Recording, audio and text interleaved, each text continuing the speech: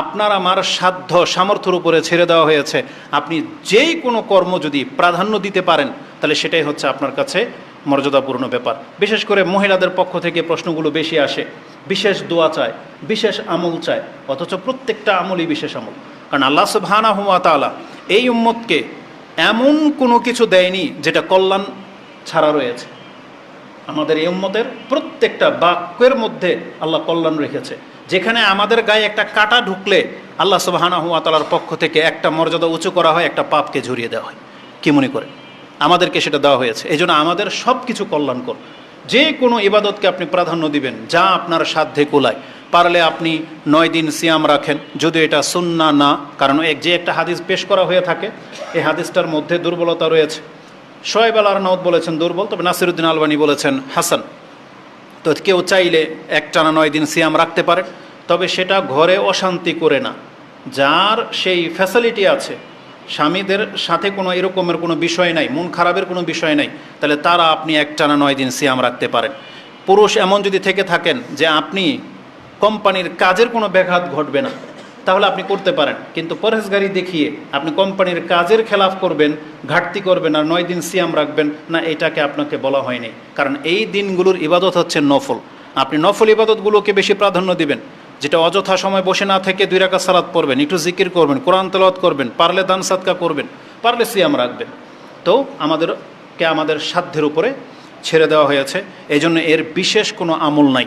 তবে অনেকে খাস কিছু ইবাদত খুঁজেন, আমরা সেটা জানি। এই সম্পর্কে আপনি কি করবেন? সেই জন্য আপনি তাসবিহাতগুলো বেশি পাঠ করতে পারেন, সুবহানাল্লাহি আলহামদুলিল্লাহি ওয়ালা ইলাহা ইল্লাল্লাহু আল্লাহু আকবার। কারণ এই মর্মে একটা আসার রয়েছে যে ইবনে ওমর এবং আবু হুরায়রা রাদিয়াল্লাহু তাআলা আনহুমা তারা দুইজনে এই 10 দিন বাজারে যেতেন, গিয়ে সেখানে তাকবীর পাঠ করতেন, আল্লাহু আকবার। মানে যাচ্ছেন মানুষের মাঝখানে গিয়ে হাঁটার সময় উচ্চ স্বরে তাকবীর পাঠ করতেন। তারাও তাদের তাকবীর শুনে তখন তাদেরও স্মরণ হয়ে যেত, তারাও তাকবীর পাঠ করতো। তাহলে আমরা এটা করতে পারি, রাস্তাঘাটে যেখানে অযথা তর্ক না করে, কথাবার্তা না বলে, মাঝে মাঝে একটু উচ্চ স্বরে বলে দিন সুবহানাল্লাহ আলহামদুলিল্লাহ ওয়ালা ইলাহা ইল্লাল্লাহু আল্লাহু আকবার কাবীরা। এভাবে নিজে নিজে একটু উচ্চ স্বরে বললেন। হতে পারে আপনার আমার এই শব্দ শুনে পাশের গাফেল সজাগ হয়ে যাবে, তার মুখ দিয়েও জিকির বেরোবে। এটা অত্যন্ত জরুরি, কারণ জিকিরের মর্যাদা অনেক বেশি। কারণ রাসূলুল্লাহ সাল্লাল্লাহু আলাইহি সাল্লাম বলেছেন, মানুষকে এমন কোনো আমল নাই যা জিকিরের আগে তাকে নাজাত দিতে পারে। তার মানে জিকিরকারীর নাজাতটা অন্য ইবাদতের চাইতে বেশি হবে। এটা অত্যন্ত সেন্সিটিভ ব্যাপার, এগুলোকে আমাদেরকে মনে রাখতে হবে এবং আগাতে হবে। এবার আসুন, বিশেষ আমল যেটা, সেটা হচ্ছে কর্তাদের জন্য, যারা কুরবানি করবেন তাদের জন্য। এই সম্পর্কে হয়তো শেখ ইঙ্গিত দিয়েছেন, তারপর স্মরণ করিয়ে দিই। হাদিসের মর্মটা হচ্ছে এরকম, উম্মে সালামা আন্নান নবী সাল্লাল্লাহু আলাইহি ওয়াসাল্লাম ক্বালা ইযা দাখালাল আশরু ওয়া আরাদা আহাদুকুম আইয়ুদাহি ফালা ইয়ামাসসা মিন শা'রিহি ওয়া আজফারিহি শাই। এই হাদিসের ভাষাটা ইমাম মুসলিমে কোট করেছেন 5011, যে রাসূলুল্লাহ সাল্লাল্লাহু আলাইহি ওয়াসাল্লাম বলেছেন, যেই ব্যক্তি কুরবানি করতে ইচ্ছুক সে যেন সজাগ হয়ে যায়, কারণ চাঁদ ওঠার আগেই সে তার চুল থেকে, তার নখ থেকে যা কাটার কেটে নেক, সেটা যে কোনো চুল হোক, মোচ হোক, চুল হোক, অবাঞ্ছিত লোম হোক, উঠানোর ব্যাপার হয়, কাটার ব্যাপার হয়, তাহলে আপনি 2 দিন সময় আছে।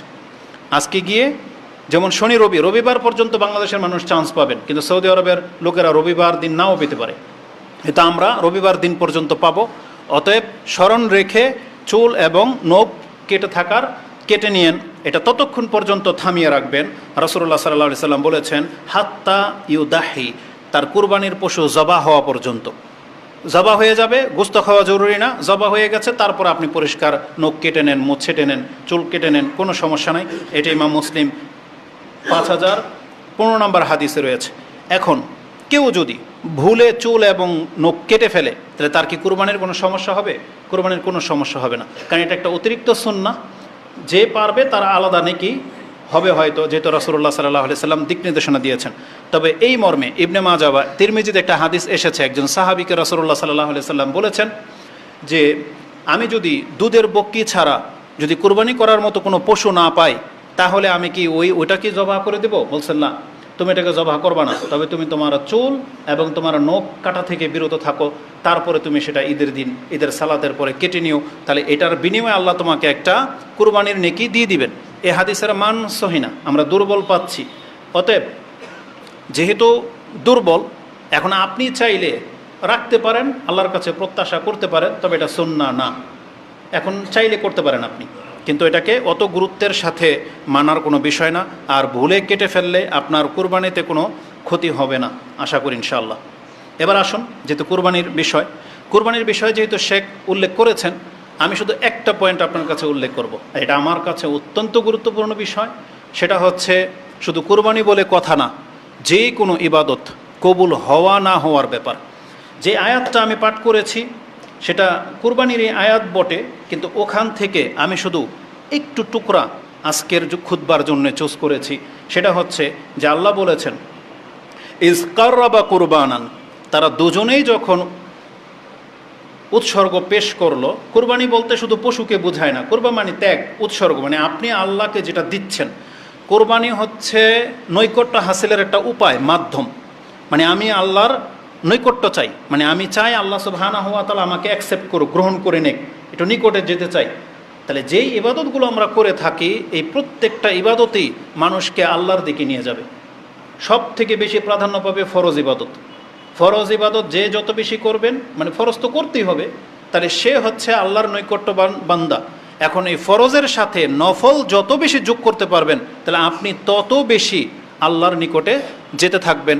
যেটা ইমাম বুখারী রাহিমাহুল্লাহ তিনি তার কিতাব রিকাকের মধ্যে একটা হাদিসে বলেছেন যে ইন্নাল আবদালা মা মিন আবদিন ইয়াতাকাররাবা ইলাইয়া, আল্লাহ বাবা বলেছেন যে মান আদা লি ওয়ালিয়ান ফাকাদ আযানতুহু বিল হারব, আমার অলির সাথে যেই ব্যক্তি শত্রুতা রাখে, বিদ্বেষ রাখে, আমি তার সাথে জিহাদের ঘোষণা করলাম। এখন অলিকে এটাই হাদিসে বর্ণনা করা হয়েছে যে আমার বান্দা যখন কোনো কাজ করে, ইয়াতাকাররাবা ইলাইয়া বিশাইইন, আমার নিকট ব্যক্তি বান্দা মানে আমার অলি হওয়ার জন্য সে যা কিছু করুক না কেন, আহাব্বু ইলাইয়া মিম্মাফতারাতু আলাই, আমি আল্লাহ পছন্দ করি ওই ইবাদতগুলো যেগুলো আমি আল্লাহ নিজে তার উপরে ফরজ করে দিয়েছি। তার মানে আপনি নিজে থেকে নিজে ফরজ করে নেবেন, সেটা আল্লাহ পছন্দ করে না। যেমন কি, যেমন মান্নত, অনেকে মান্নত করে, তাহলে মান্নতটা কিন্তু আপনি নিজে নিজের উপর ফরজ করে নিয়েছেন, আল্লাহ আপনার উপরে ফরজ করে দেয়নি। কিন্তু ফজরের সালাত, এই যে জুমার সালাত, এই জোহরের 4 রাকাত নামাজ, আসরের 4 রাকাত নামাজ, এটা আল্লাহর পক্ষ থেকে ফরজ করা হয়েছে। বাপ মার খেদমত করতে হবে, এটা আল্লাহর পক্ষ থেকে ফরজ করা হয়েছে। কিন্তু আমরা বাপ মাকে ছেড়ে দিয়ে ওই যে ফুফু, চাচা, খালা, মামা, আত্মীয় স্বজন, শ্বশুরবাড়ির আত্মীয়, ফ্রেন্ড সার্কেল, পয়সাওয়ালা যাদেরকে বেশি আপ্যায়ন করি, ওটা আমি নিজের পক্ষ থেকে ফরজ করে নিয়েছি, কিন্তু আল্লাহ ওটা আমাদের উপরে ফরজ করেনি। যেই জিনিসটা আল্লাহর পক্ষ থেকে ফরজ, এই মুসলিম জাতি সেগুলোকে প্রত্যাখ্যান করেছে।